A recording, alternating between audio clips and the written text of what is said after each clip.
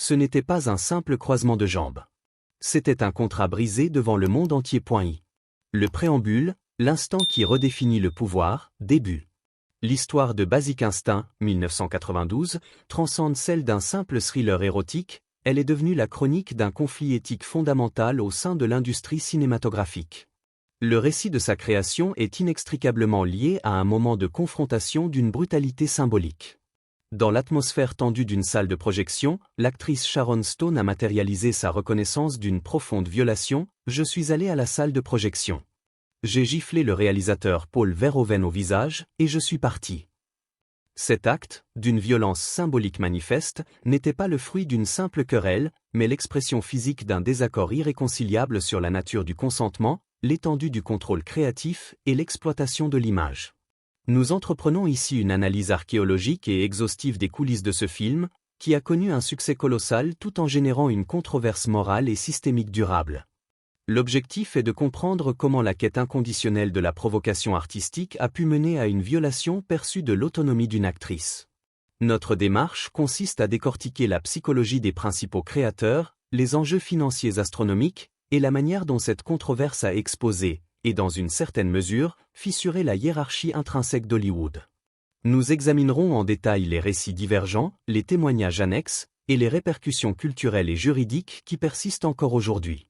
2. La genèse du projet, une confluence de transgression et de capital. L'écosystème du scénariste, l'ère Joe Estera. L'origine narrative de Basic Instinct réside dans la plume de Joe Estera, un scénariste dont le nom était, à l'époque, synonyme de controverse lucrative. Estera était célèbre pour ses scripts traitant sans concession de thèmes sexuels et violents, Flashdance, Jagged Edge. Son scénario pour Basic Instinct, qui dépeignait une femme tueuse, bisexuelle et psychologiquement manipulatrice, était d'une audace jugée sans précédent pour un projet de studio majeur de cette envergure. Cette audace a déclenché une guerre d'enchères mémorable à la fin des années 1980. L'acquisition des droits par Carolco Pictures pour 3 millions de dollars, une somme historiquement élevée pour un scénario original, n'était pas un simple investissement, mais un pari calculé sur le sensationnalisme comme moteur de profit. Carolco, sous la houlette de Mario Kassar et Andrew Vajna, cherchait à se positionner comme le studio des projets grand public mais risqués, une stratégie qui s'est concrétisée avec ce projet visant à redéfinir les limites narratives et la sensualité cinématographique. B. La vision réalisatrice, l'intervention de Paul Verhoeven. Pour concrétiser cette vision provocatrice, le choix s'est porté sur Paul Verhoeven, le réalisateur néerlandais célèbre pour son approche visuellement crue et psychologiquement sombre, ayant déjà marqué Hollywood avec Robocop et Total Recall. Verhoeven ne voyait pas le film comme un simple thriller, il y voyait une exploration philosophique de la nature du désir, du danger et du chaos moral. Son style était en adéquation avec l'objectif, créer une œuvre qui ne ferait aucun compromis moral ou esthétique. Le film installe une structure de néo-film noir, le détective Nick Curran, Michael Douglas, déjà au bord de la rupture psychologique et morale, plonge dans l'enquête du meurtre d'une rockstar fortunée. Il est rapidement piégé par l'attraction irrépressible pour Catherine Tramell, Sharon Stone, l'écrivaine au magnétisme létal et suspecte principale. Le casting choral, George Dzunza, Jeanne Tripplehorn, Leilani Sarel et Wayne Knight jouaient le rôle d'un environnement de méfiance et de suspicion généralisée, amplifiant la paranoïa inhérente au genre. 3. Le casting aventureux, l'économie du risque et la disparité de statua. L'hésitation des Alistair, la peur du rôle toxique. Le chemin vers la distribution finale révèle les profondes craintes de l'industrie. Le rôle de Catherine Tramell était perçu comme un rôle toxique, exigeant une nudité frontale et une ambiguïté morale totale, susceptible de détruire la crédibilité ou l'image de marque d'une actrice établie. La liste des refus, Michelle Pfeiffer, Julia Roberts, Kim Basinger, Melanie Griffith, Ellen Barkin, est une étude de cas sur la manière dont les actrices, contrairement à leurs homologues masculins, devaient gérer un risque de réputation disproportionnée face à un matériel sexuellement explicite. Les agents des actrices les plus célèbres ont unanimement déconseillé le rôle, le considérant comme une menace directe à leur capital de star. Cela a créé une situation paradoxale où un rôle d'une telle importance est revenu à une actrice en quête de notoriété. B. L'émergence et le sacrifice de Sharon Stone. Sharon Stone, après des rôles mineurs, a saisi cette opportunité. Son engagement fut total, elle a persévéré à travers un processus d'audition d'une durée exceptionnelle de 8 mois et demi, un marathon qui souligne la difficulté à convaincre les producteurs et son coacteur. Michael Douglas était initialement très réticent à partager l'écran avec une inconnue, une crainte symbolique du désir de l'alisté masculin de se protéger des risques perçus du film. Douglas a finalement avoué qu'il cherchait quelqu'un pour partager les risques de ce film. « Je ne veux pas être tout seul là-haut. Il va y avoir beaucoup de merde qui voleront. » Bien que l'énergie brute et l'intensité de Stone aient fini par convaincre Douglas et l'équipe, cette ascension s'est faite au prix d'une disparité économique scandaleuse. Le salaire de Douglas, reflétant son statut, estimé entre 14 et 15 millions de dollars, contrastait violemment avec la rémunération initiale de Stone, seulement 500 000 dollars. Ce fossé financier n'était pas seulement une question d'expérience, il était un indice de la dévaluation du risque pris par une femme dans un rôle sexuellement provocateur et la frilosité du studio à investir massivement dans son potentiel. Cette asymétrie de statut et de salaire allait profondément influencer la dynamique de pouvoir sur le plateau. 4. Le conflit créatif, le labyrinthe de la production et la vision du réalisateur A. La guerre des idéologies, Estera contre Verhoeven. La production fut un terrain de lutte acharnée, Verhoeven imposant sa vision avec une autorité absolue. L'une des principales batailles concernait l'orientation morale du film. L'insistance de Verhoeven à inclure une scène de sexe lesbien non explicitement détaillée dans la première mouture a provoqué un tollé chez Joe Estera et le producteur Irwin Winkler, qui la jugeait purement exploitatrice. Le scénario a subi de multiples réécritures par Gary Goldman pour tenter de résoudre ces conflits. Verhoeven rejetait régulièrement les compromis, les qualifiant des indramatiques et de vraiment stupides. Cette détermination sans faille du réalisateur à forcer la provocation à l'écran, même au prix d'un conflit avec ses collaborateurs, est symptomatique de son approche artistique radicale. La version finale a conservé l'ossature d'Estera, mais sous le filtre stylistique sans concession de Verhoeven. B. Les exigences physiques et l'esthétique néo-noire. L'exigence sur le plateau était légendaire. L'engagement physique de l'équipe était extrême, Michael Douglas a passé 4 nuits consécutives à perfectionner une scène de poursuite automobile sur les marches de Filbert Street à San Francisco. Le choix minutieux des lieux de tournage renforçait l'esthétique du néo-film noir. Bien que la résidence de Catherine Tramell soit située dans le récit à Stinson Beach, le tournage réel a eu lieu dans un manoir près de Carmel by the Sea, à près de 120 miles au sud. Cette substitution architecturale et géographique n'était pas anodine. Le somptueux manoir et son environnement isolé incarnaient parfaitement le style de vie luxueux, mais profondément énigmatique et moralement ambigu de Tramell, amplifiant le mystère et la séduction psychologique.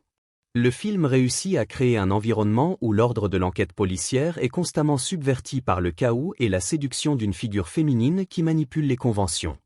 V. L'anatomie détaillée de la controverse, le piège de l'interrogatoire et A.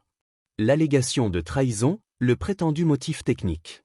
Le succès financier de Basic Instinct, le 4e film le plus rentable de 1992, avec 352,9 millions de dollars, est vite devenu secondaire face à l'ampleur de la polémique générée par la scène de l'interrogatoire. Le récit de Sharon Stone, détaillé dans son autobiographie The Beauty of Living Twice, 2021, est au cœur du débat moderne sur le consentement. Stone affirme avoir été induite en erreur par l'équipe de production et de réalisation. On lui aurait demandé de retirer sa culotte, non pas pour une exposition intentionnelle, mais sous un prétexte purement technique. Le tissu blanc de sa lingerie réfléchissait la lumière sur l'objectif de la caméra. L'assurance donnée était celle d'une simple suggestion de nudité. La promesse, telle que Stone l'a conservée, était une directive visant à la clarté technique, et non à l'exposition frontale, on ne voit rien. J'ai juste besoin que tu retires ta culotte car le blanc réfléchit la lumière. Ainsi, nous savons que tu portes une culotte. B. Le moment de la révélation et la perte d'autonomie. La trahison s'est matérialisée non pas sur le plateau, mais lors de la projection. Devant une audience de studio incluant des agents, des avocats et des membres d'équipe sans lien direct avec le processus créatif, Stone a découvert, horrifié, une exposition bien plus explicite que ce qui lui avait été garanti. Pour elle, ce n'était pas un accident, c'était une violation de confiance et une perte de son autonomie. Son témoignage décrit le choc émotionnel et le sentiment d'avoir été réduite à un objet, une expérience qu'elle a qualifiée de terrifiante et qui lui a occasionné des cauchemars répétés. Le geste de la gifle à Verhoeven était la manifestation d'une douleur psychologique profonde. Elle déplore que l'équipe aurait pu engager une starlette talentueuse si l'objectif était purement l'exposition, soulignant son sentiment d'avoir été manipulé et sous-estimé en tant qu'artiste. 6. Le duel des récits et l'exposition du défaut éthique systémica. La défense de la suprématie artistique. En complète opposition, Paul Verhoeven a maintenu une défense rigoureuse de son choix créatif, contestant le récit de Stone. Il a insisté sur le fait que la provocation était entièrement préméditée et que Stone devait avoir donné son plein consentement. Sa défense repose sur l'idéologie de la suprématie artistique, où le réalisateur doit avoir le droit de réaliser sa vision sans entrave, même si cela implique de repousser les limites des acteurs. Verhoeven a affirmé qu'il était impossible qu'elle ignore la nature de la scène. Paradoxalement, bien que leurs récits divergent sur ce point précis, Verhoeven a toujours salué la performance de Stone, reconnaissant qu'elle avait porté le film. B. L'opinion de l'équipe et les témoignages annexes. Le scénariste Joe Estera, tout en reconnaissant que la scène était formidable, a admis qu'elle avait involontairement éclipsé la complexité du film noir, le réduisant souvent à son seul effet choc. Cette critique, émanant d'un des principaux créateurs, renforce l'idée d'un sacrifice narratif au profit du sensationnel. Le témoignage de Jeanne Tripplehorn, l'actrice jouant Roxy, a également alimenté le débat sur la fiabilité de la direction de Verhoeven. Tripplehorn a rapporté en 1993 que Verhoeven lui avait décrit une scène de sexe brutal et violent avec Douglas comme étant un peu plus légère que ce qui a été finalement filmé. Cette dissonance, même pour une autre actrice dans une autre scène explicite, suggère une tendance récurrente chez le réalisateur à outrepasser les descriptions données aux acteurs pour maximiser l'intensité du produit final. C'est le poids des représentants de l'industrie. L'attitude d'une partie de l'industrie face à l'incident est la plus révélatrice du problème systémique. Les tentatives de minimiser le récit de Stone, comme la remarque d'un représentant, mais toute actrice sait ce qu'elle va voir si on lui demande d'enlever sa culotte et de se placer ainsi devant la caméra, ont fait basculer le débat. Cet argument rhétorique visait à rejeter la faute sur l'actrice, insinuant que toute professionnelle devrait être capable de prévoir la violation de son consentement, ignorant ainsi la dynamique de pouvoir et la violation de la confiance contractuelle. Stone a catégoriquement rejeté ces arguments comme des conneries, insistant, en tant que celle qui a le vagin, sur la nécessité de reconnaître l'expérience vécue et le manque de protection systémique des femmes. Le conflit a exposé le schéma d'exploitation où l'autonomie féminine est subordonnée aux impératifs d'un regard masculin dominant. C'est l'héritage culte et la portée de la controversa. L'acceptation amère et la réévaluation critique. Malgré le traumatisme, Stone a pris la décision, difficile et amère, de ne pas engager de poursuite judiciaire, concluant que la scène était correcte pour le film et pour le personnage et qu'elle l'avait, en fin de compte, fait. Cette acceptation professionnelle face au regret personnel est l'exemple parfait de l'interaction complexe entre l'artiste et l'œuvre. Au fil des années, Basic Instinct a connu une réévaluation critique. Ce qui était initialement décrié comme du simple sensationnalisme est aujourd'hui apprécié pour sa structure narrative et son audace formelle. Des universitaires l'ont élevé au rang de chef-d'œuvre du néo-film noir, loué pour avoir joué avec et transgressé les règles du genre. Les rééditions multiples, y compris la version du réalisateur, ont intégré la controverse comme un élément essentiel de son statut culte, invitant continuellement à la discussion et à la réinterprétation. B. L'impact socio-judiciaire et les répercussions troublantes. L'impact culturel de cette scène est allé au-delà du simple débat cinématographique, se manifestant dans des contextes socio-judiciaires inattendus. Le cas de Luca Magnotta, lors de son procès pour le meurtre de Jun Lin, a vu les procureurs établir une comparaison controversée entre la méthode du crime et l'imagerie du film. L'utilisation par Magnotta d'un tournevis peint en argent a été comparée au pic à glace de Catherine Tramell. Cette référence, bien que marginale, témoigne de la profondeur avec laquelle l'imagerie du film s'est ancrée dans la conscience collective, souvent dans des contextes sombres et non souhaités par les créateurs. Ces conclusions monographiques, l'impératif éthique. La fameuse scène de l'interrogatoire de Basic Instinct demeure le miroir des tensions non résolues d'Hollywood. Elle cristallise l'opposition entre la quête inconditionnelle de la liberté artistique et l'impératif éthique du respect du consentement et de l'autonomie de l'interprète. Le conflit Stone-Verhoeven n'est pas une simple querelle de stars, il est une étude de cas sur la hiérarchie de pouvoir, la disparité salariale et le manque de protection systémique des femmes dans la création artistique. L'ultime question demeure, le cinéma peut-il être à la fois transgressif et éthiquement responsable ? Ou ces controverses sont-elles la preuve que le système est structurellement incapable d'assurer l'égalité et l'autonomie de ses interprètes ? Votre analyse est fondamentale. À la lumière de ces détails, pensez-vous que les garde-fous établis aujourd'hui sont suffisants, ou que la hiérarchie de pouvoir à Hollywood persiste sous de nouvelles formes? Partagez votre analyse historique et vos réflexions éthiques approfondies dans les commentaires ci-dessous. Si cette exploration monographique vous a éclairé, veuillez soutenir la chaîne en aimant, vous abonnant et en activant les notifications.